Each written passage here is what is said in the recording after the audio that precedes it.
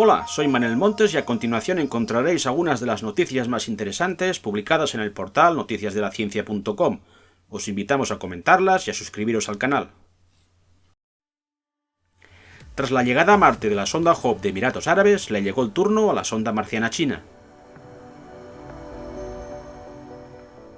La Tianwen-1, de 5 toneladas de peso, alcanzó su órbita inicial el 10 de febrero, después de un viaje de casi 7 meses desde su lanzamiento el 23 de julio de 2020. Su sistema de propulsión se encendió durante un cuarto de hora para reducir su velocidad lo suficiente como para ser capturada por la gravedad de Marte y entrar en órbita elíptica alrededor del planeta rojo. En esta órbita, con un punto más próximo a la superficie situado a 400 kilómetros de altitud, la Tianwen tardará 10 días en dar una vuelta al planeta.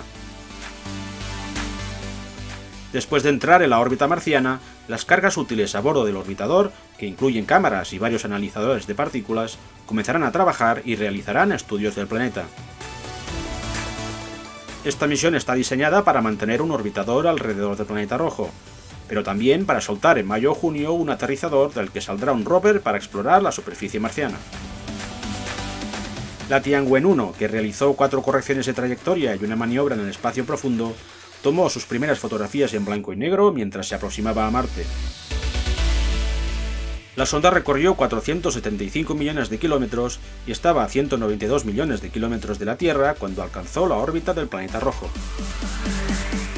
La nave realizará ahora múltiples correcciones orbitales para entrar en una órbita de aparcamiento temporal en Marte que permitirá estudiar posibles lugares para posar el aterrizador. Su rover explorará durante al menos 90 días la región de Utopia Planitia, en cuyo subsuelo hay grandes cantidades de agua helada, un recurso de interés científico y estratégico para las futuras misiones tripuladas.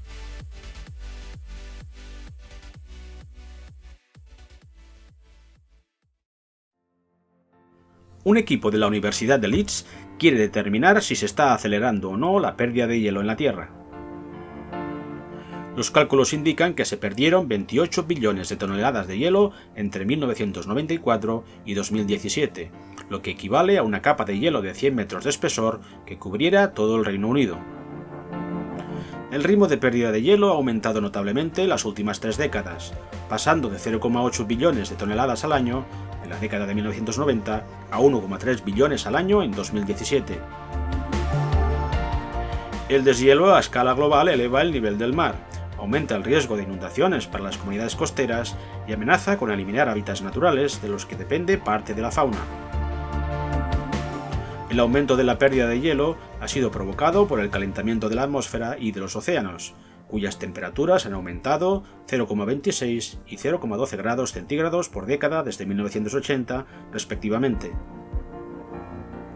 A medida que el hielo marino se reduce, el mar absorbe más energía solar, lo que hace que el Ártico se caliente más rápido. Cerca de la mitad de todas las pérdidas proceden del hielo terrestre. Estas pérdidas han elevado el nivel global del mar en 35 milímetros. Se calcula que por cada centímetro de subida del nivel del mar, aproximadamente 1 millón de personas corren el riesgo de verse desplazadas de las tierras bajas en las que viven. Tras meses o incluso años en un estado de mínima consciencia, un revolucionario tratamiento experimental mediante ultrasonido ha logrado la hazaña de despertar a 2 personas que sufrieron lesiones cerebrales. El estado de mínima consciencia es más activo que el coma, pero la persona muestra solo señales sutiles de estar consciente y la mayor parte del tiempo no es fácil distinguir si está despierta o dormida. Un equipo de la Universidad de California en Los Ángeles aplicó el tratamiento a 3 personas. Una de ellas no mejoró, sin embargo, los otros 2 pacientes sí lo hicieron. Uno es un hombre que había sufrido un derrame cerebral y llevaba más de 14 meses en estado de mínima consciencia, siendo incapaz de comunicarse. Tras la primera de las 2 sesiones de tratamiento, demostró por primera vez la capacidad de responder de forma consistente a 2 órdenes distintas. También podía mover la cabeza para indicar sí o no ante determinadas preguntas sencillas. La otra paciente es una mujer que llevaba más de 2 años y medio en un estado de mínima consciencia, aún peor, tras un paro cardíaco. En los días posteriores al primer tratamiento fue capaz, por primera vez en años, de reconocer un lápiz, un peine y otros objetos. Los científicos utilizaron una técnica denominada ultrasonido focalizado de baja intensidad, que utiliza la estimulación sónica para excitar las neuronas del tálamo.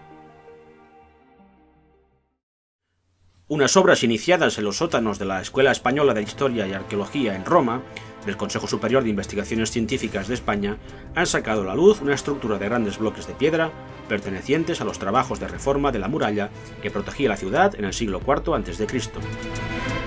A pesar de la importancia de esta zona, ubicada en el límite entre el Foro de Trajano y una de las 7 colinas de Roma, el Quirinal, hasta ahora no se conocían elementos arqueológicos válidos para reconstruirla históricamente. Los restos hallados consisten en una estructura de contención relacionada con una de las grandes reformas de la muralla defensiva de Roma en el siglo IV a.C. Anteriormente, en el siglo VI a.C., se construyó una primera fortificación, atribuida al rey Servio Tulio, con un perímetro de aproximadamente 7 kilómetros.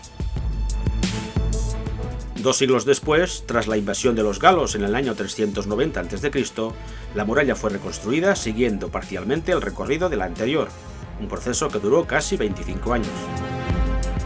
Con 4 metros de anchura y 10 de altura, llegó a extenderse a lo largo de más de 11 kilómetros y a delimitar cerca de 430 hectáreas. Además de la muralla, los investigadores han sacado a la luz un gran monumento funerario construido muy probablemente a comienzos del siglo I a.C. El equipo ha podido restituir la planta completa del edificio funerario y establecer que se componía de un zócalo inferior y un cuerpo monumental superpuesto que, en origen, contenía el enterramiento de un único personaje y que, sucesivamente, con un sistema de sepulturas colectivas, acogió los restos de sus descendientes.